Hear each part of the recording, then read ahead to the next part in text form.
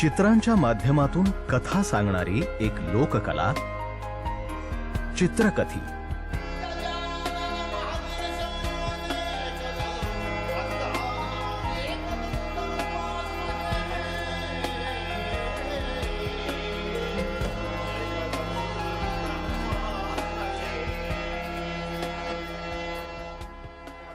वर्णकैः सहयो वाक्ति स चित्रकथको वरहा गायका यत्र गायन्ति वीणा तालैः मनोहरम।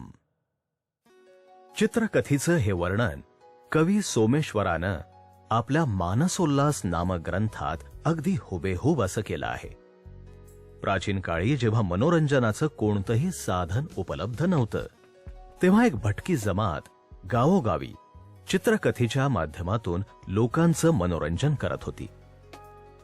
चित्रकथीच्या खेळांमधून रामायण महाभारतातलं तत्वज्ञान सामान्य जनतेपुढे येऊ लागलं। कथा सांगताना वापरण्यात येणारी चित्र पातळ चामड्यावर काढलेली असत। त्यांची आकर्षक रंगसंगती, कथानुरूप पात्रांचे हावभाव, दागिने, कपड्यांमधला बारकावा आणि हातांच्या मुद्रा यामुळे चित्रकथी लोकप्रिय होत गेली। चित्रकथीचे खेळ संध्याकाळी सुरू होतात आणि ते बरेचदा रात्रभरही चालतात। गणेश वंदना होऊन खेळाला सुरुवात होते।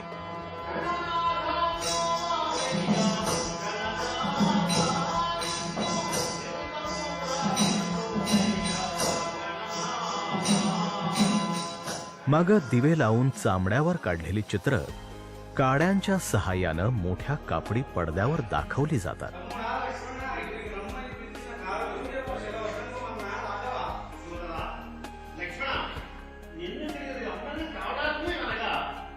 कुटुंबातील सर्व सदस्य चित्रकथीच्या सादरीकरणामध्ये सहभागी होतात।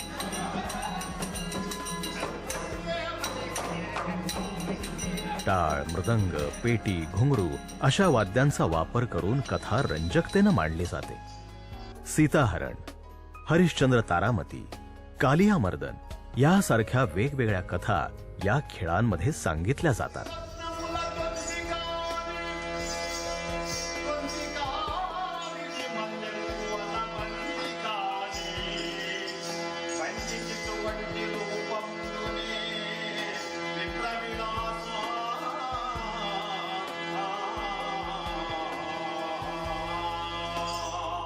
सीता सीता అరణ్యమునుండి నిన్ను రాముని మోసగించి లంకానగరమునకు తెచ్చి అశోకవనములో ఉంచినందులకు ఏమి నాకు ఎంతో ఆనందదాయకంగా ఉన్నది। నిన్ను నా పట్ల మనిషిగా రాను రాను రాను మా పెద్దలేమో మహారాష్ట్రం నుండి తొలగి వచ్చి ఆంధ్రప్రదేశ్లో स्थिरपरिचित వాళ్ళు राजस्थानी बाहुल्यांशी साधर्म्य असणाऱ्या चित्रकथीची सुरुवात नेमकी कुठे आणि कशी झाली याबद्दल तज्ञांमध्ये बरेच मतभेद आहेत। उपजीविकेसाठी गावोगावी खेळ करणारी चित्रकथीची भटकी जमात आज महाराष्ट्र, आंध्र प्रदेश, कर्नाटक, केरळ, तामिळनाडू या राज्यांमध्ये स्थायिक झाली असून तिथली भाषा आणि संस्कृती त्यांनी आपलीशी केली आहे।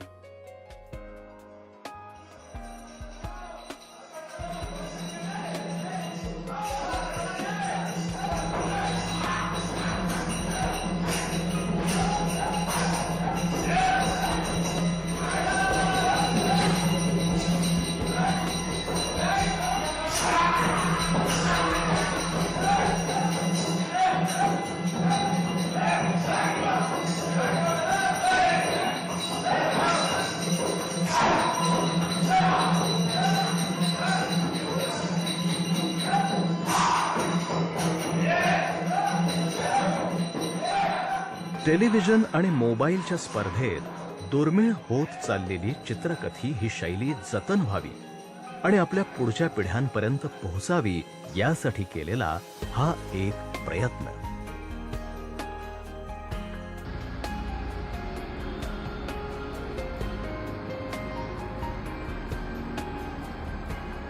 शुभम भोसले, आम्ही कला उत्सवासाठी चित्रकथी या विषय निवडलेला आहे। याबद्दल आम्हाला अनेक गोष्टी छोट्या छोट्या माहिती आमच्या वालेकर सरांनी उपलब्ध करून दिली आणि त्यातूनच आम्हाला असं म्हणजे आम्ही त्या विषयात इतकं रमत गेलो की आम्हाला आमचंही स्वतःचं भान राहिलं नाही.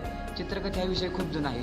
किमान 450 ते 500 वर्षांपूर्वीचाही या चित्रकथेला इतिहास आहे आणि त्यामध्ये आम्ही म्हणजे असं बनवतानाही खूप मजा केली.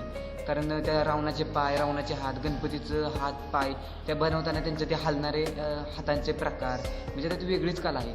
आणि आम्हाला कुठे ना थोडंसं असं तरी वाटतं की जी पूर्वीपासून आपल्या देशाची चालत आलेली जी परंपरा आहे ती आमच्यामार्फत फुल ना फुलाची पाकळी या संकल्पनेनं तरी कुठेतरी थोडी जपली जाते.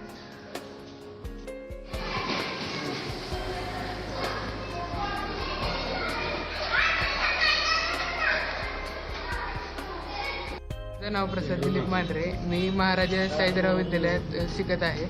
मला चित्रकथी या कलेमधील नक्षीकाम, परत दागिन्यांची डिझाईन्स, चेहऱ्यांवरील हावभाव हे फार आवडलं. माझे नाव रितेश राजाराम पवार.